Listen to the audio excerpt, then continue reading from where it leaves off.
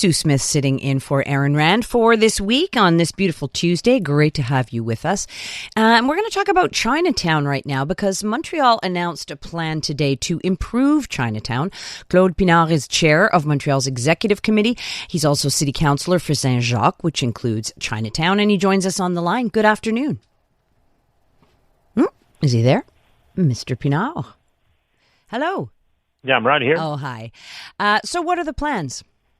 So this morning, what we basically said was that action is going to be the key word in Chinatown in the next couple of years. Uh-huh. So we recognize that the suffering or the lack of attention that the neighborhood suffered in the past years, and we wanted to reassure citizens and business community as well as institutions that we were there for the development. So basically what we announced this morning was is we're going to put together a team that's going to look at an urban, economic, and social development plan for Chinatown. We call it the Alliance of Chinatown, and that's going to regroup basically the people I was mentioning before, going from citizen to Palais des Congrès to, restaurant owners and business owners and the city, of course, and the borough. And the most important thing is people and citizens need to have an outlet in order to shape what the Chinatown is going to become. And the announcement, Sue, was made in a symbolic way. It was made on the piece of land. I don't know if you can see it in your head. Corner of Saint Laurent and René Lévesque, which is a piece of land that the city bought. When we came in power, we had an opportunity to buy the land, and we did so. So it's a major piece of land that hasn't been developed in I don't know how many years. And so what we did for the moment is we sort of put a couple of picnic tables, and we cleaned it up entirely, and we put some temporary installations for citizens to be able to enjoy the area, because it's proven that when you occupy public space, you favor a better cohabitation. So this is what we announced this morning. A couple of the things we announced as well is we came with a deal with a promoter, Utile, which you probably know them. They do a lot of student housing, but they will do some sort of a different project in Chinatown, the piece of land just beside the l'Hôpital Chinois. So super important. That piece of land has been vacant for many years. It's been also slated as a future development of affordable housing. This is what will happen, so we're happy about that. And we also discussed the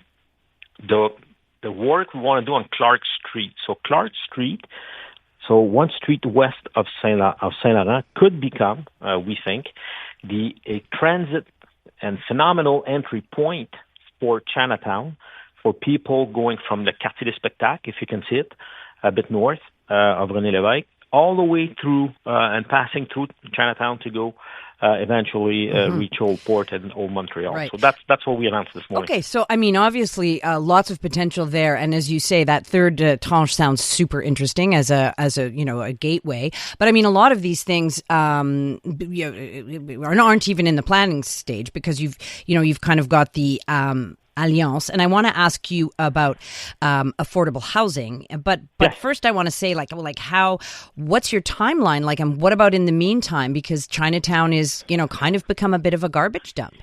No. Well, the timeline is now. That's the answer to the question. Okay. As far as the cleanliness is concerned, there's been some improvements since we came in power, especially summertime this year. Well, we've also announced this morning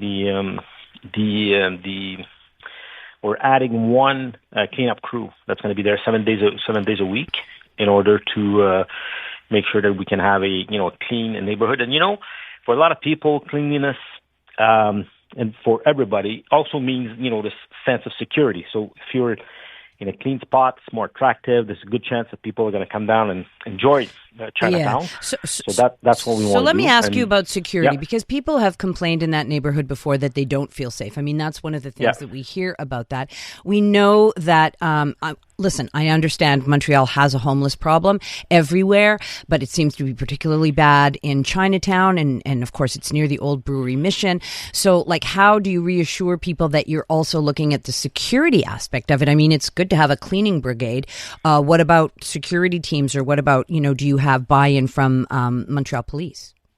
Oh, no, absolutely. And I'm happy you're mentioning the Montreal Police, because we are starting meetings with residents Chinatown this week, where policemen are going to be there explaining exactly the kind of work they do and what more can be done, and to have that clear access to a policeman, because it's what we've seen in Chinatown is the amount of non-work, if I can put it this way. I'm searching for my words in English. I'm sorry. That's all just right. Coming back from vacation. So there's been a lot of neglect, right? Right. So as far as security is concerned, so yes, there's cleanliness, that's one thing, but we've also added through different programs we have in the city, funding to community organizations to have more street workers and to make sure that people are not just staying in a public space to stay in a public space. So that will help a lot. We're also working with La STM, because Place d'Armes station, subway station is there. Yeah. When you come out of there, it's not really a happy place right now.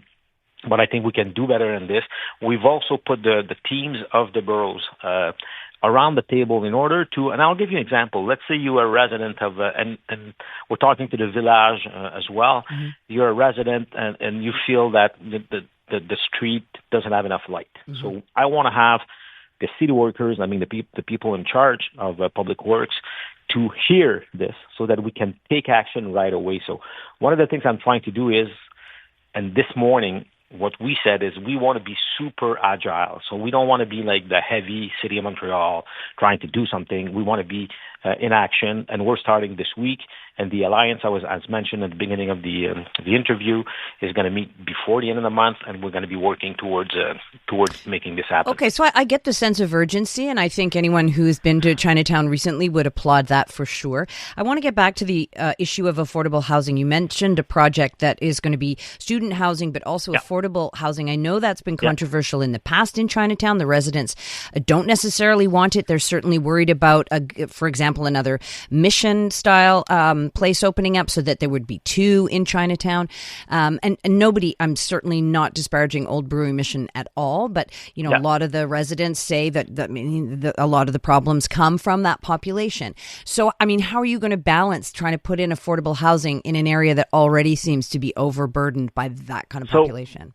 Your question is kind of hard. I'm going to be very honest, because affordable housing now can be for a couple that makes $80,000. You're right.